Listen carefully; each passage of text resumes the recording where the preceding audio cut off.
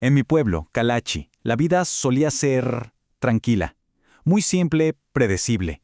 Éramos un lugar perdido en la estepa, donde la verdad nunca pasaba nada, hasta que algo empezó a ocurrir, algo que no tenía explicación, y fue entonces cuando aprendimos a tenerle miedo no a las pesadillas, sino al simple hecho de cerrar los ojos.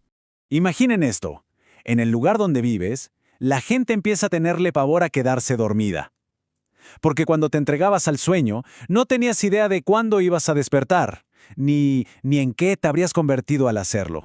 Todo empezó de a poco, como un murmullo, un rumor extraño que nadie se tomaba muy en serio. Una historia sobre un vecino, después sobre otro. Al principio lo ignoramos. Pensamos que eran solo eso, historias. Qué equivocados estábamos. Lo recuerdo. Fue por ahí del 2010. Empezaron a pasar estas cosas raras, incidentes aislados que uno trata de justificar, ¿no? Pero muy pronto lo que eran casos sueltos se convirtió en un patrón, algo que ya no podíamos negar. Y en cuestión de meses el miedo ya vivía con nosotros, en cada casa. Me acuerdo del primer hombre, o al menos del primero que nos sacudió a todos. Estaba en su trabajo, en su escritorio, y de un segundo a otro se desplomó sobre sus papeles. Dormido, profundamente. Estará cansado, dijimos todos. Pero después le pasó a una mujer. Iba caminando por la calle, a plena luz del día, y de repente se derrumbó. Así, sin más, dormida en medio del camino. Ahí fue cuando la gente empezó a sentir esa inquietud, como si ni siquiera la calle fuera un lugar seguro. Pero el verdadero pánico, el terror que te hiela la sangre, llegó cuando les pasó a los niños. Un chico, en la escuela, en plena clase, simplemente se desvaneció sobre su pupitre. En ese momento entendimos la verdad. Esto le podía pasar a cualquiera, en cualquier lugar, y sin ningún tipo de aviso. Muy rápido nos dimos cuenta de que eso no era dormir, ¿no? Para nada. Era algo mucho más oscuro. Una pesadilla, sí, pero una pesadilla de la que no podías despertar. Y lo que eran incidentes aislados se volvió una verdadera epidemia de miedo. Es que, miren, una cosa es dormir unas horas y despertar descansado. Pero esto era otra cosa. La gente dormía por días enteros. 2, a veces hasta 3 días sin despertar. Y cuando por fin abrían los ojos, estaban desorientados, aterrados, como si hubieran vuelto de un viaje a un lugar horrible. Y lo peor no era el tiempo que perdían, era cómo regresaban. Despertaban con unos dolores de cabeza terribles sin recordar nada de lo que había pasado. Y luego venían las alucinaciones. Contaban que veían sombras en las esquinas, animales extraños que se movían. Sus mentes volvían fracturadas. Y no estamos hablando de un par de personas. No, con el tiempo, más de 100 vecinos nuestros cayeron en este sueño. En un pueblo tan chiquito como Kalachi, más de 100 personas significa que casi todas las familias lo vivieron de cerca. Esa frase se convirtió en nuestro mantra. Se repetía en todas partes. Le puede pasar a cualquiera, en cualquier momento, sin aviso.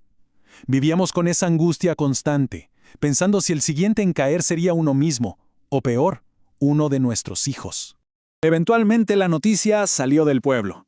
Y llegaron los expertos, los científicos. Por un momento sentimos un gran alivio. Pensamos, por fin nos van a dar respuestas. Pero la verdad es que su investigación solo hizo que todo fuera mucho más confuso. De verdad que revisaron todo. El agua que tomábamos, el aire que respirábamos, hasta la tierra que pisábamos. Y cada prueba, una y otra vez, regresaba con el mismo resultado frustrante. Todo normal. No había nada.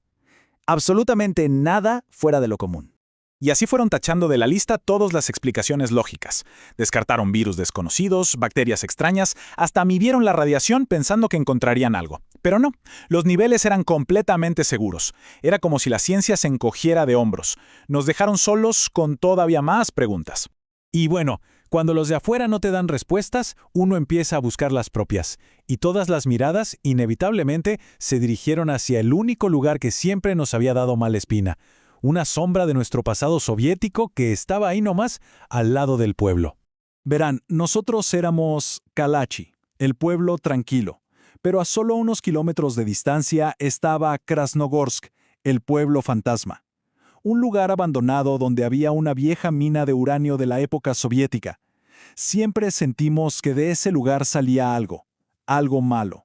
Al final hasta los científicos volvieron a esa idea, la mina, propusieron lo que llamaron la teoría del gas. Empezaron a pensar que de esos túneles subterráneos se estaban filtrando gases, como monóxido de carbono, que nos dejaban sin oxígeno en el cerebro, y que eso causaba el sueño y todo lo demás. La teoría sonaba plausible, pero para nosotros, los que vivíamos ahí, había algo que no cuadraba. A ver, si era un gas en el aire, ¿por qué le afectaba a mi vecino pero a mí no, si estábamos respirando lo mismo? ¿Por qué a veces caían varias personas en casas distintas al mismo tiempo? Algo fallaba en esa explicación. Y al final, sin una respuesta clara y con el miedo comiéndonos por dentro, llegó la única solución que el gobierno nos pudo dar. Que no fue una cura, claro, fue un escape. Empezaron a reubicar a las familias. Nos ofrecieron casas en otros pueblos lejos de Kalachi. Fue su manera de admitir la derrota, de decir, no sabemos qué es, así que lo único que podemos hacer es ayudarlos a huir. Y así el pueblo se fue vaciando. La mayoría nos fuimos por el miedo, para poner a salvo a nuestros hijos. Unos cuantos, muy pocos, se quedaron, aferrados a la única vida que conocían. Y entonces pasó lo más inquietante de todo.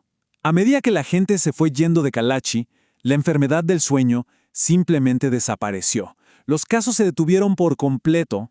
Fue la confirmación final de que el mal no estaba en nosotros, estaba en el lugar. Hoy, nuestro pueblo es un cascarón vacío, un silencio total en medio de la nada. Pero esa pregunta todavía nos persigue en las noches a todos los que nos fuimos. ¿Qué era lo que dormía debajo de nuestras casas? ¿Qué era lo que se despertaba de vez en cuando?